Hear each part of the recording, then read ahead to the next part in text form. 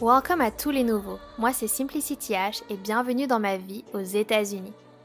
Après mon master en école de commerce, je décide de franchir le pas et de partir réaliser mon rêve américain, en sautant dans l'avion pour continuer ma carrière professionnelle en entreprise à Miami. Et je ne regrette absolument pas. Ici, je vous partage tout sur la vie aux États-Unis, tout sur mon expérience, afin de vous inspirer à ne jamais perdre de vue vos objectifs. Je vous souhaite donc le meilleur dans tous vos futurs projets.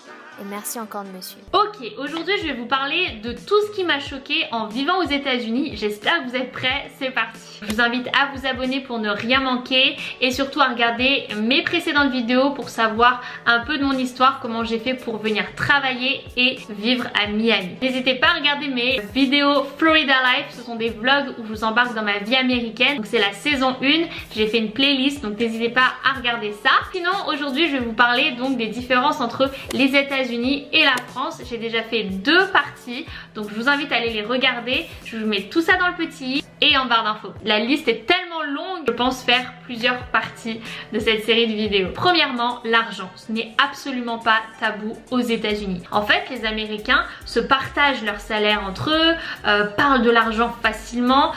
C'est vraiment un sujet normal, jusqu'à même se partager des détails qui pour nous seraient trop intrusifs en fait. Les Américains, ils n'ont pas de problème avec ça. Ils se partagent même leurs goals, objectifs financiers, parfois crazy. Et personne ne va les juger en fait. Les Américains ne sont pas dans le jugement justement lorsqu'on parle d'argent. Et ça c'est un truc qui peut vraiment choquer les Français. Il faut savoir aussi que lorsque vous faites connaissance avec des Américains, ils vont parfois vous poser des questions qui vont vous paraître impolies. Mais c'est qu'ils sont juste curieux et ils veulent juste en apprendre plus sur vous. Et pour eux c'est des questions tout à fait normales. Et donc la question de l'argent aussi, c'est normal. Ne soyez pas choqués, soyez juste ouverts d'esprit là-dessus. Comme vous pouvez le voir sur YouTube, il y a énormément de chaînes qui parlent d'argent aux États-Unis en mode voilà, des personnes qui partagent leur salaire, combien ils dépensent, etc. etc. Je sais qu'en France ça va sûrement choquer en mode oh, pourquoi vous vous exposez, etc. etc.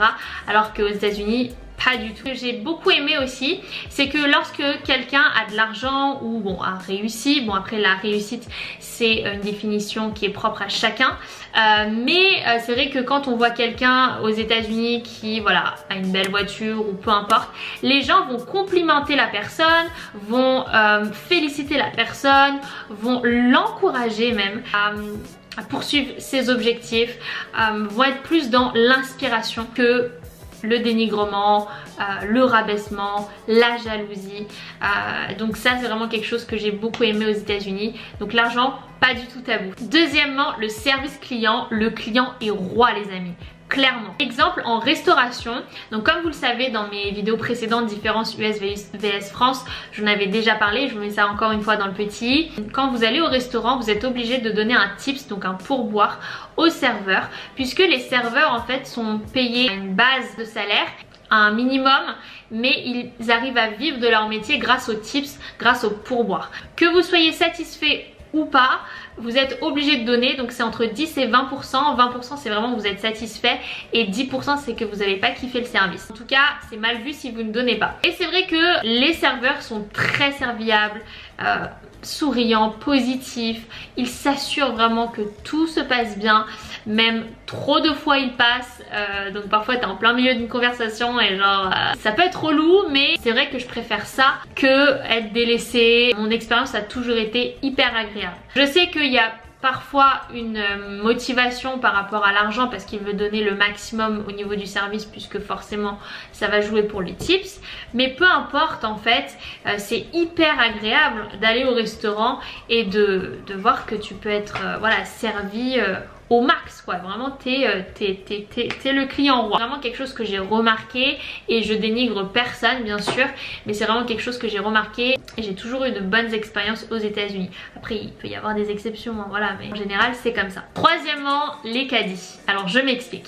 Quand je suis arrivée la première fois pour faire mes courses au supermarché, donc il y a un supermarché où j'ai l'habitude d'aller, c'est Publix. Donc vous l'avez sûrement vu dans mes vlogs où je vous ai fait des retours de courses. Donc n'hésitez pas à regarder mes Florida Life encore une fois. En fait quand je suis arrivée sur le parking, je voyais plein de caddies un peu partout et je me disais mais c'est dingue, pourquoi il n'y a pas de pourquoi il n'y a pas de range caddie, enfin comme en France en mode vous avez un petit espace pour ranger les caddies. En fait ils les mettent juste dans un coin à côté du supermarché. Ce qui se passe c'est que les gens ils ont l'habitude de laisser leur caddie comme ça, ils se prennent pas la tête puisqu'il y aura toujours une personne qui viendra, une personne du supermarché qui viendra prendre et ranger les caddies et ça fait partie du service. Donc là on parle encore du service, ça fait partie de leur travail et ça j'ai trouvé ça incroyable. Également à Publix, à la caisse il y a un assistant caisse donc vraiment qui range vos courses. Parfois aussi on peut vous amener vos courses dans votre véhicule et tout ça fait partie du service. Encore une fois ce sont des métiers et ça ce que j'ai trouvé incroyable c'est qu'il y a de la création d'emplois. Mais c'est vrai que moi j'avais tellement l'habitude d'aller ranger mon caddie etc. Après tu t'y habitues quoi, voilà. Quatrièmement, les fêtes, c'est un truc de malade. Vraiment, décoration, ils font tout au high level. Donc, Noël, vous avez vu mes vlogs. Les décorations, tout ça, dans les rayons, c'est incroyable. Tout ce qui est jouets d'enfants et tout, mais les magasins d'enfants, enfin, c'est vraiment le paradis quoi pour les enfants. Donc, tout ce qui est fait, donc je vous avais dit, donc à Thanksgiving, Noël, vous avez aussi la Saint-Valentin. Vous arrivez dans les rayons, c'est pas juste pour les amoureux, c'est vraiment pour tout le monde. C'est-à-dire que la Saint-Valentin, pour eux aux États-Unis, c'est pour les profs, c'est pour les collègues, c'est vraiment pour tout le monde, pour les personnes qui comptent dans ta vie, les personnes que t'aimes, c'est vraiment pour montrer de l'amour aux gens qui t'entourent, etc. Exemple, j'ai une de mes potes qui s'appelle Bailey, que vous avez déjà vu dans mes vlogs, j'avais fait mon premier Thanksgiving chez elle. Elle est prof en fait et je vais vous montrer un snap, genre j'avais vu, elle m'avait fait partager un snap et elle, voilà, on lui a offert des chocolats, on lui a offert des trucs. Enfin, c'est quand même incroyable, même aux enfants ils peuvent se donner entre eux des cadeaux. C'est ça la Saint-Valentin aux États-Unis. Vous avez aussi Pâques qui va bientôt arriver, donc vraiment ils font les choses en grand. Et pareil pour tout ce qui est fête, donc le 4 juillet etc. Vraiment ils font vraiment les choses en grand aux États-Unis au niveau des fêtes et ça franchement ils sont forts. Autre chose qui m'avait choqué, les émissions américaines, il y en a mais des milliers, je sais pas, ils arrivent à inventer des choses que toi-même tu pensais pas que ça pouvait exister quoi. Donc j'étais chez des amis et en fait on regardait la télé, voilà que je vois un procès en fait, je vois un procès et pour moi je pensais que c'était fake, je pensais que c'était vraiment faux alors que pas du tout. En fait c'était un vrai procès, genre il y avait vraiment une audience etc. Mais c'était un vrai truc, c'était pas une émission en mode télé-réalité, c'est à dire qu'il y a des gens qui veulent bien faire passer leur procès à la télé. Ça m'avait vraiment choqué. Bref. Et pareil, tu vas voir à la télé les pubs, ça n'a rien à voir avec les pubs en France. Tu vas voir des pubs mais pour tout et n'importe quoi. Pour la pharmacie, pour des avocats, politique, tout ça, enfin j'en passe. Et en plus, bon, les pubs c'est toutes les 3 minutes. Voilà. Au niveau marketing, etc., ils sont très forts. Ils font du marketing dans tout, dans plein de choses. Donc voilà, si vous cherchez de la crème fraîche, bon courage! Gros débat entre les Américains et les Français par rapport à la crème fraîche. Eux pensent que leur crème fraîche aux États-Unis c'est exactement la même qu'en France alors que pas du tout les amis. J'ai vraiment eu du mal à chercher une crème fraîche. Là-bas ils appellent le sour cream ou le half and half. J'ai essayé de mixer les deux, ça m'a... Bref. Rien à voir. Alors un truc qui m'a choqué c'est au niveau comportement, attitude. C'est vrai que les Américains sont très relax et tout. Peut-être que je vous ferai une vidéo sur la mentalité américaine. Un truc qui m'a choqué c'est que t'arrives chez quelqu'un, tu peux te servir dans son frigo. En général déjà ce qui m'a choqué c'est que quand on arrive chez les personnes, on va pas forcément dans le salon. Alors je sais pas si c'était juste mon expérience. C'est-à-dire que tu arrives chez la personne, tu vas pas forcément dans le salon pour te poser, mais dans la cuisine. Et tu peux te servir au calme dans le frigo de la personne. La personne ne va pas trouver ça impoli ou intrusif. Encore une fois, c'est vraiment relax. Moi, j'allais chez mes potes, je suis comme chez moi. Comme chez moi. Autre chose, c'est que aux États-Unis, ceux qui sont citoyens américains ou qui ont la green card, donc qui sont résidents permanents, ont la possibilité d'avoir une application pour éviter de faire la queue lorsqu'ils arrivent à l'aéroport. Donc ça je trouve ça hyper innovateur, c'est à dire tu peux arriver, faire ton boarding etc.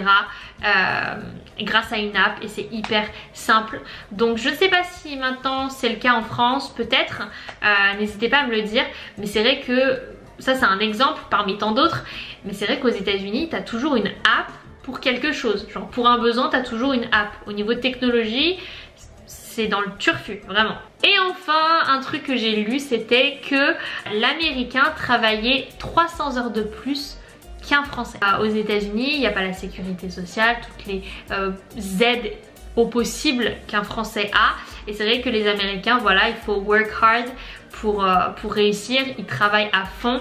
Et c'est vrai que c'est une part de motivation dans le sens qu'ils sont pas paresseux, ils ont envie d'aller plus loin, ils sont très ambitieux.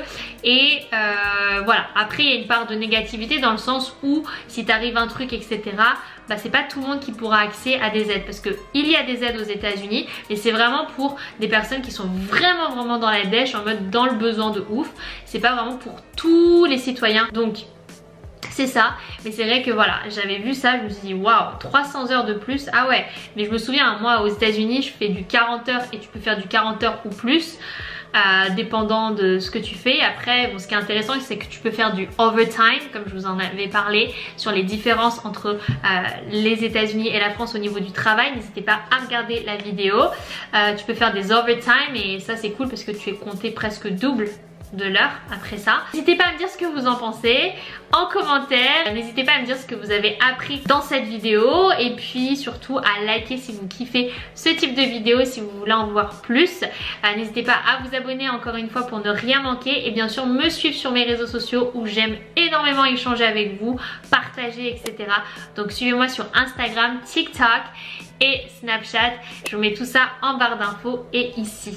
En tout cas, je vous retrouve très vite pour une prochaine vidéo. À plus et love.